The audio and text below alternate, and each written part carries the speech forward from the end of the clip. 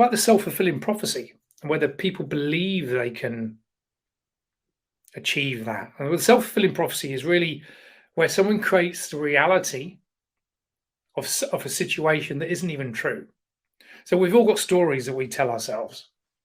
This are our beliefs, and these stories have come from childhood, pretty much from birth to the first 7 years of our life.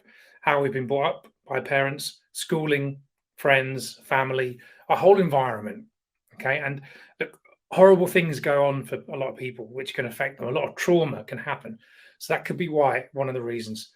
But the stuff that's gone on there is set our story, set our programming, and this subconscious programming, will come from childhood, early childhood, in through our teens, into our adulthood, and beyond, and stay with us our whole life. But we can change that programming.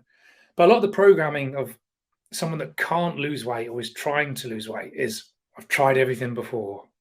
I can't do this. I hate diets. My parents are overweight. It runs in the family. It's my genetic. I've got big bones. All these self-limiting beliefs that many people have. And I tell you right now, they're all bullshit. They're not true. And we've all got them. And you might have them with regards your weight. You might have them with regards your finances, or the man or the woman that you can attract, your relationships.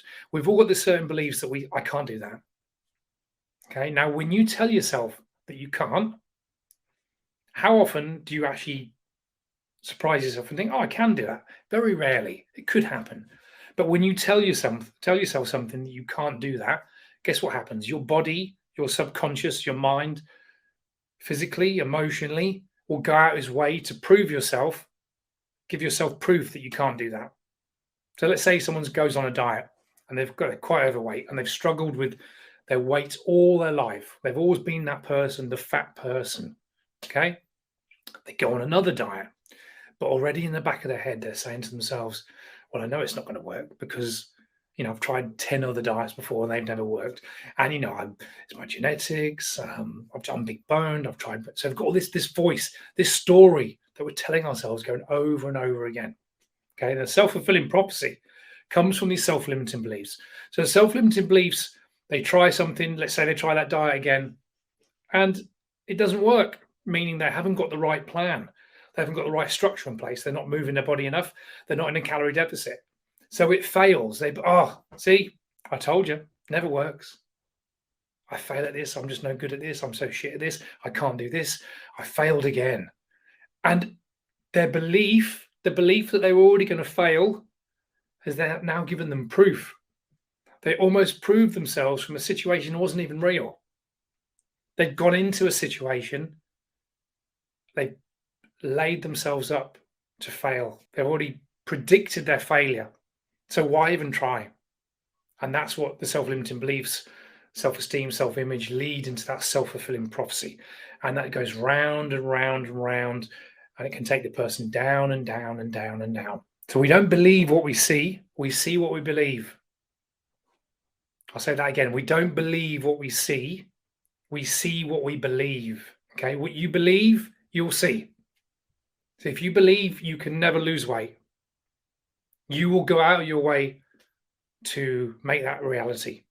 That leads me on to the self-sabotage, which I missed out actually. It's a massive part of that. Self-limiting beliefs, self-sabotage, self-fulfilling prophecy goes round and round and round. If you think, I've always been fat, I've tried everything, I can never lose weight. Very often people are doing quite well. They've lost 20, 30 pounds, they're on a roll. It seems like they're really starting to change. They've got some habits in place. They're sleeping well. They're controlling their carbs. They're eating all the right things. They're going to the gym 2 or 3 times a week. Everything's working. And then that little self-belief comes on. You don't deserve this. You can't do this. You're not that person. And then all it takes is someone to say, have you lost weight? Maybe you need a good meal or something, or some little negative comment. And then the doubt's kicking, oh, maybe not.